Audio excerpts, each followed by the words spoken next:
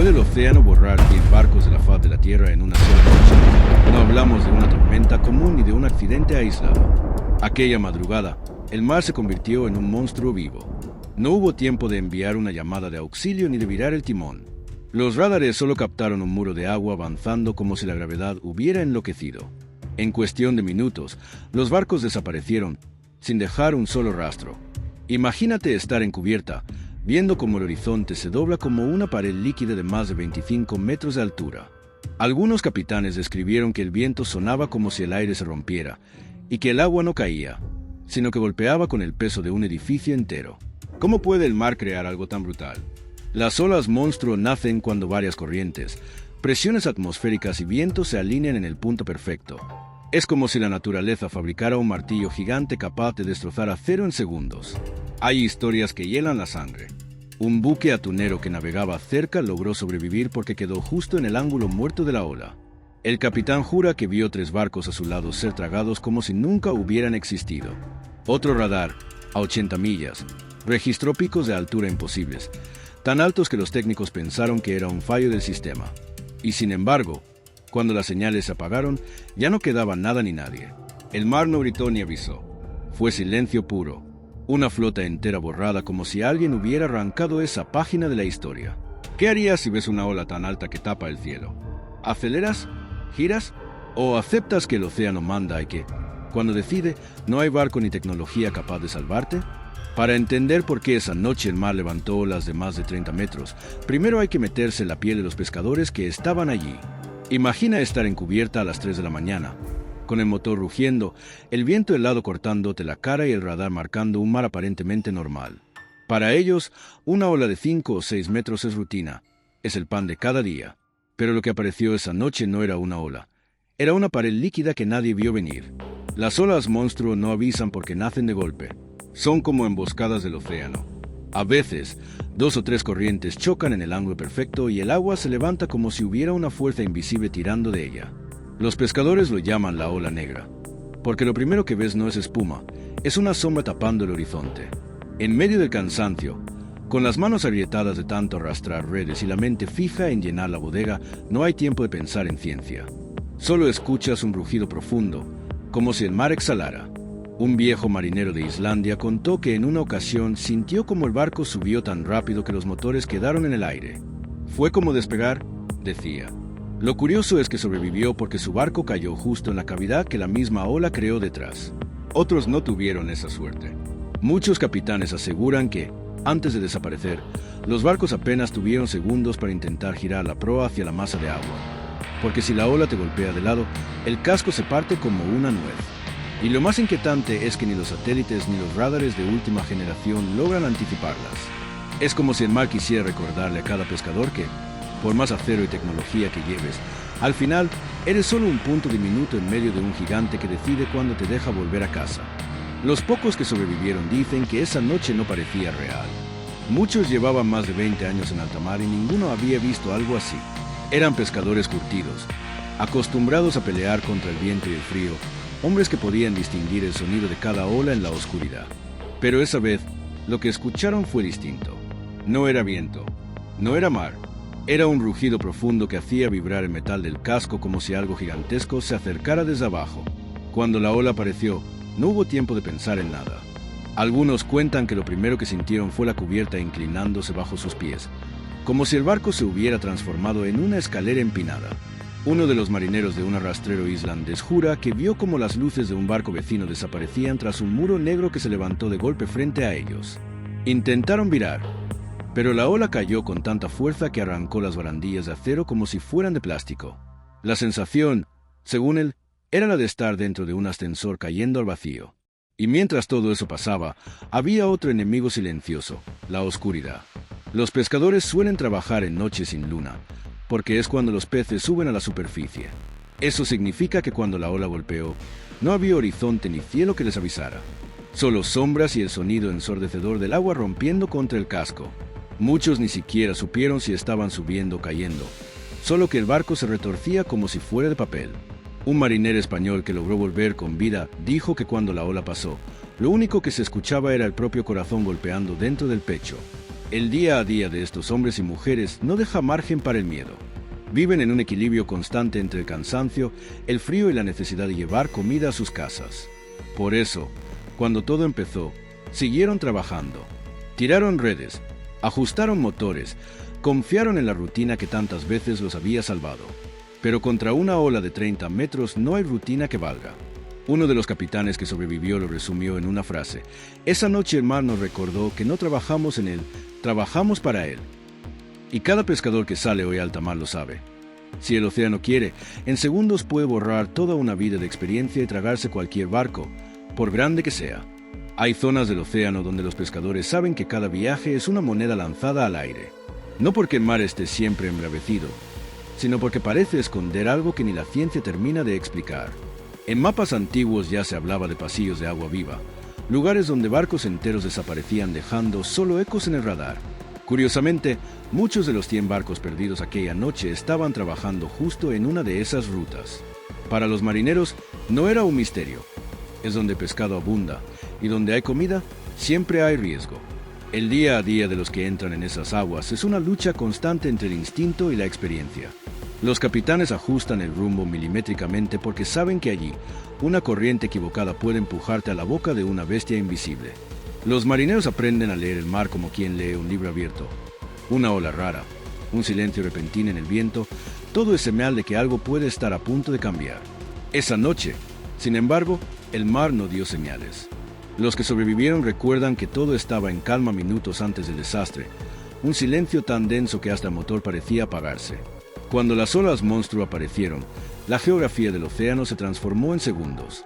Un capitán noruego describió que el agua empezó a moverse como si hubiera paredes que chocaban entre sí bajo la superficie. El radar enloqueció, marcaba picos de profundidad que iban y venían como si el fondo marino se levantara. Esa combinación de corrientes crea zonas a las que los pescadores llaman el triángulo, porque todo lo que entra parece no salir igual. Y no es superstición. Hay registros de barcos encontrados meses después, flotando sin tripulación, como si el mar hubiera decidido devolver solo la carcasa. El misterio no es solo el tamaño de las olas, sino su velocidad. Un marinero canadiense que trabajaba aquella temporada contó que la primera pared de agua avanzaba más rápido de lo que el ojo podía seguir. Intentaron girar la proa, la maniobra que todos saben que es la única posibilidad de sobrevivir. Pero la ola llegó antes de que el timón terminara de moverse.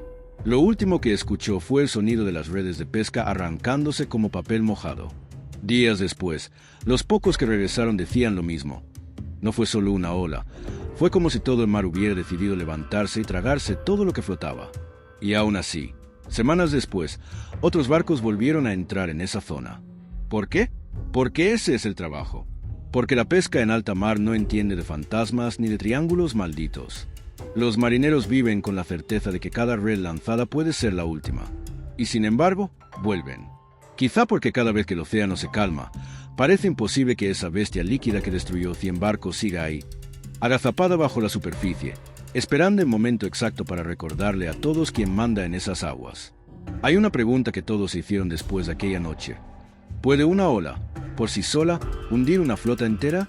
Los pescadores lo saben mejor que nadie. El mar no necesita una tormenta para volverse letal. Las olas monstruo no son como las de los huracanes, que avisan con días de antelación. Aparecen de repente, como si el océano inhalara todo su poder en un punto exacto. Un capitán islandés lo explicó de forma sencilla. No es que la ola sea grande, es que llega sin darte tiempo a pensar. Y en la vida de un pescador, los segundos son la diferencia entre regresar a puerto o convertirse en una sombra más bajo el agua. El día a día en alta mar está lleno de rutinas diseñadas para ganar esos segundos. Ajustar la carga para que el barco no pierda equilibrio, mantener la proa lista para girar, entrenar a la tripulación para que cada uno sepa su lugar en caso de emergencia. Pero cuando la ola que tienes delante mide más que tu propio barco, nada de eso garantiza nada. Un marinero español contó que, al ver venir la pared de agua, lo único que hizo fue amarrarse al mástil. No era cuestión de salvar el barco, era cuestión de no salir volando. Sobrevivió, pero el arrastrero donde trabajaba se partió en dos justo por la mitad. La ciencia ha intentado explicar cómo una sola ola puede generar semejante destrucción. Los estudios dicen que la fuerza de impacto de una ola de 30 metros equivale al peso de varios aviones golpeando al mismo tiempo. Pero los pescadores lo explican de otra manera. Es como si el mar te lanzara toda su rabia de golpe. Esa rabia se siente en cada tornillo que cruje, en cada red que se rompe como si no pesara nada. No hay nada más aterrador para un hombre de mar que sentir que el barco, su casa flotante, deja de ser sólido y empieza a temblar como si fuera de cartón. Y lo más increíble es que muchas veces no es solo una ola. Los que lograron sobrevivir a esa noche cuentan que tras la primera llegó otra y después otra más. No eran olas normales, eran muros que se levantaban como una cadena infinita. Ahí es donde la flota entera quedó atrapada. Cada barco que intentaba escapar chocaba con la siguiente pared de agua. No había dónde huir. Era como estar dentro de un callejón donde el mar te empuja contra el mar, dijo un viejo marinero noruego. Ese encadenamiento es lo que convirtió una noche de pesca en una tragedia imposible de olvidar. Al final, cuando los motores se apagaron y el mar se calmó, no quedó más que un silencio denso y trozos de madera flotando. Los pescadores que volvieron a puerto llegaron con una sola certeza. No hay tecnología ni experiencia que te salve cuando el océano decide levantarse con toda su fuerza. Y a pesar de eso, semanas después, esos mismos hombres volvieron a salir. Porque así es su vida. Cada viaje es una negociación silenciosa con un gigante que puede darte alimento o puede borrar tu barco como si nunca hubiera existido. Cuando el mar devolvió silencio después de aquella noche, los radares de las estaciones costeras seguían emitiendo ecos que nadie podía explicar. Era como si los barcos siguieran allí, atrapados en un lugar donde el sonido no podía escapar. Los pescadores que sobrevivieron cuentan que, en medio de la oscuridad, las radios captaban interferencias extrañas, como si otras tripulaciones intentaran hablar desde algún punto perdido. Pero al volver a puerto, la realidad fue más dura. 100 barcos, 100 vidas, borradas de la carta náutica como si el océano hubiera decidido tragarse esa parte del mundo. Esa sensación de escuchar a los compañeros y no poder verlos es algo que marca para siempre. En alta mar, la radio es la voz que mantiene a los pescadores unidos. De madrugada, mientras el viento corta y los motores rugen, los capitanes intercambian rutas, chistes, avisos de cardúmenes. Esa noche, en cambio, las voces eran gritos ahogados por un ruido que ninguno había oído antes. Era como si el mar hablara encima de nosotros, dijo un marinero gallego. Y justo cuando la interferencia alcanzó su punto más alto, las señales se apagaron una a una, como luces fundiéndose en la distancia. La rutina de esos hombres no deja margen para la duda. Saben que cada viaje es una coreografía entre redes, cabos y decisiones rápidas. Por eso, cuando los radares en tierra siguieron captando señales incluso después de que todo hubiera terminado, muchos capitanes sintieron que algo no encajaba. Los técnicos juraban que había movimientos, ecos que parecían barcos navegando en círculos en medio de la nada. Días después, cuando salieron a buscar restos, encontraron boyas flotando intactas, redes sin romper, pero ni un solo casco. Para los pescadores, eso es lo más inquietante, que el mar devuelva objetos como si hubiera escupido recuerdos, pero se niegue a soltar los barcos. Uno de los pocos sobrevivientes describió cómo, después de la tercera ola, el mundo se quedó quieto.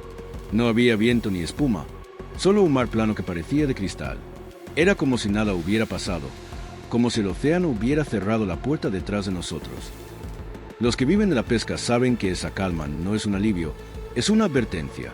Muchas veces, después de una tormenta brutal, el mar se calma de forma tan repentina que parece vivo, como si respirara y se quedara en silencio, esperando. En esa calma, los motores suenan más fuertes, las pisadas en cubierta pesan más, y hasta el aire huele distinto. El efecto psicológico fue devastador. Los pescadores no son hombres fáciles de asustar. Su día a día es dormir en turnos de 2 horas, comer de pie y trabajar en cubierta mientras el agua helada les corta la piel. Pero perder 100 barcos en una sola noche hizo que muchos miraran el mar con otros ojos. Hubo quienes no volvieron a salir nunca más. Y hubo otros que regresaron al mismo punto exacto semanas después, convencidos de que el mar no podía ser más fuerte que ellos. Eso es algo que define a todo pescador. La vida en alta mar no te da opción de rendirte, porque si no vuelves, no hay pan en la mesa de tu casa. Los radares, meses más tarde, siguieron marcando cosas extrañas. Algunos técnicos decían que eran solo corrientes cruzadas, otros juraban que había algo más, un patrón que no coincidía con nada conocido. Los marineros, sin embargo, no necesitan explicaciones técnicas. Para ellos, todo se reduce a una verdad simple. El mar guarda sus propios secretos, y cuando decide, te los muestra de golpe. Por eso, cada vez que un barco zarpa de esos puertos fríos, hay un momento de silencio justo antes de que el motor arranque. Es como una conversación muda entre el pescador y el océano, un pacto que se renueva. Dame peces y devuélveme a casa. Y todos saben que, en cualquier viaje, ese pacto puede romperse en cuestión de segundos. Los barcos estaban allí por una razón. El mar estaba en su punto más rico. Para los pescadores, esas aguas no son solo una zona de trabajo, son una promesa. Cuando el radar de peces marca en rojo, nadie piensa en el peligro. Se piensa en la bodega llena, en el sueldo que llega a casa, en la familia que espera. Y eso hace que cada barco, aunque sepa que navega por una zona difícil, se quede un poco más. Esa noche, la flota estaba dispersa, pero todos trabajaban al límite, tirando redes una y otra vez, sin imaginar que el mar se estaba preparando para otra cosa. El día a día en esas condiciones es una carrera contra el tiempo. Las tripulaciones llevan el cuerpo al límite, durmiendo apenas 2 horas, comiendo de pie y soportando el frío que corta como cuchillo. En medio de esa rutina, el cansancio te vuelve lento, y ahí es donde el mar te gana. Varios sobrevivientes coinciden en que la primera señal fue mínima. Un cambio en el oleaje, un silencio raro en el viento. Pero cuando trabajas agotado, con las manos heladas y los músculos tensos de tanto arrastrar redes, ese tipo de señales se te escapan. Y cuando las viste, ya era tarde. Muchos barcos se encontraban tan concentrados en la pesca que no escucharon las primeras alertas en radio. Un marinero relató que estaba clasificando pescado cuando el capitán gritó que aseguraran todo. No tuve tiempo de mirar al frente, dijo. Solo escuché el agua romper encima de nosotros. Ese es el punto. En alta mar, todo pasa en segundos. Puedes pasar horas en calma, peleando con el hielo y la cubierta, y de repente sentir que el suelo bajo tus pies se inclina como si el barco quisiera volcarse. En esos momentos no hay experiencia que te salve, solo reacción pura. Y aún así, a pesar del miedo, la flota estaba allí porque era donde tenían que estar. Los pescadores viven con esa tensión. El lugar más peligroso suele ser también el más generoso. La pesca en alta mar no es una aventura, es supervivencia. Por eso, cuando el mar decidió levantarse aquella noche, no encontró turistas ni curiosos. Encontró hombres y mujeres que habían hecho de esas aguas su vida. Y eso es lo que hace la historia aún más brutal. No fue un accidente aislado. Fue el choque entre la rutina diaria de quienes conocen el océano y el recordatorio de que, por mucho que lo conozcas, nunca será tuyo. Al final, cuando los pocos que sobrevivieron regresaron, lo que más impactó no fue el relato de las olas, sino todo lo que quedó atrás. Las redes a medio recoger, los motores apagados en seco, los barcos desaparecidos donde horas antes había risas, trabajo y cansancio compartido. Es un golpe que cualquier pescador entiende.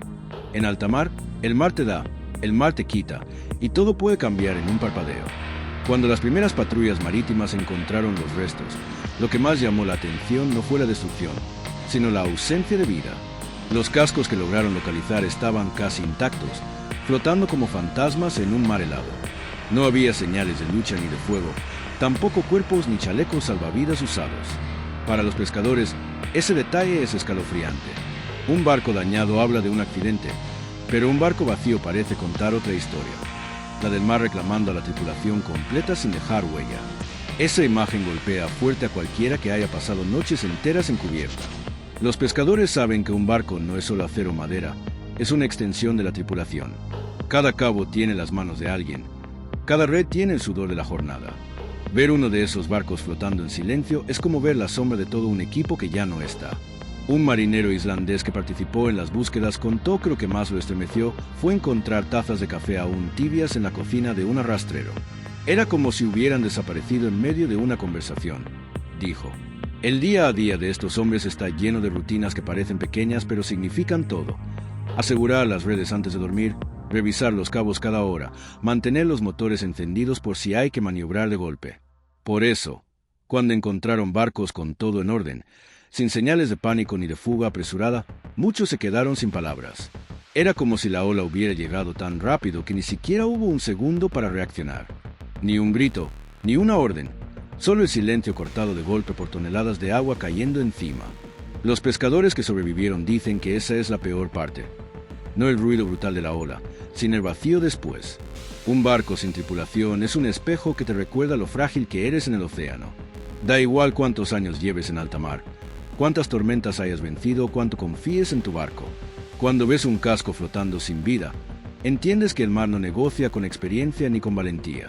Solo decide, y esa noche decidió borrar 100 barcos y todo lo que llevaban dentro. Ese tipo de hallazgos deja cicatrices que no se ven.